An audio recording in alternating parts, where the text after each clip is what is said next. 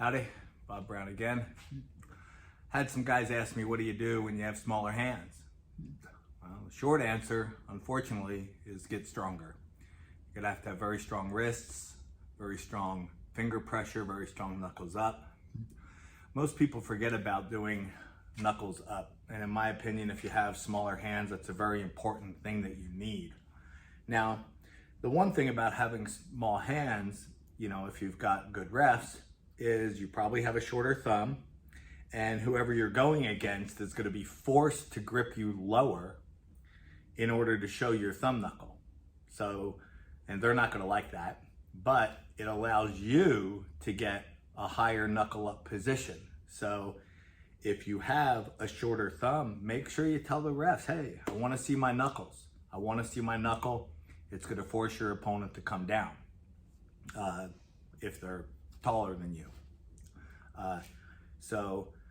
But at the end of the day, having a small hand, a lot of times people will rely on the straps because the distance from your wrist to the further part out of your hand, where your hand actually bends at the knuckle, this is also going to be smaller. So once you're in the straps where it comes more down to wrist flexion, all of a sudden a small hand guy has kind of a leverage advantage in the wrist because the movement from the focal point is closer. So you can wrist curl more weight.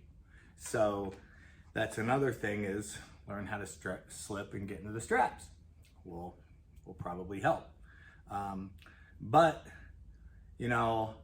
I've always had, when I used to arm wrestle in the 154-pound division back when I was half the age I am now, my hand was considered a really big hand in the 154s.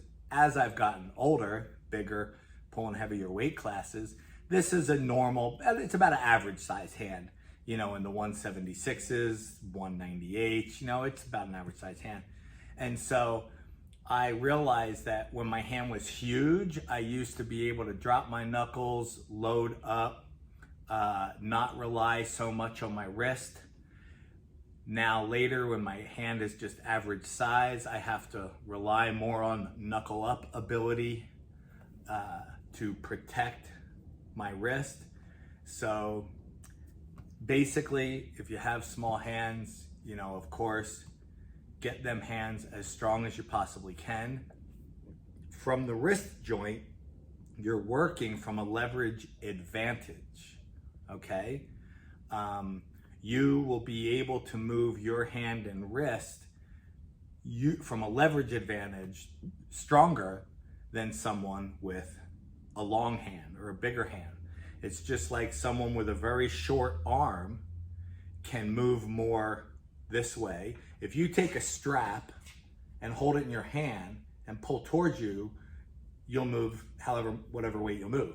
Then you take that strap, move it halfway down your arm and pull towards you, you're gonna be able to move a lot more weight, because the closer you get to your joint, the more weight you can move.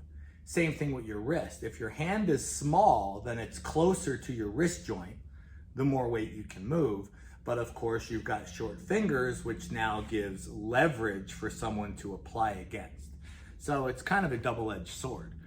But at the end of the day, still, small hands, big hands, I don't care what size they are, you've got to get them stronger, and you got to get them stronger in all motions.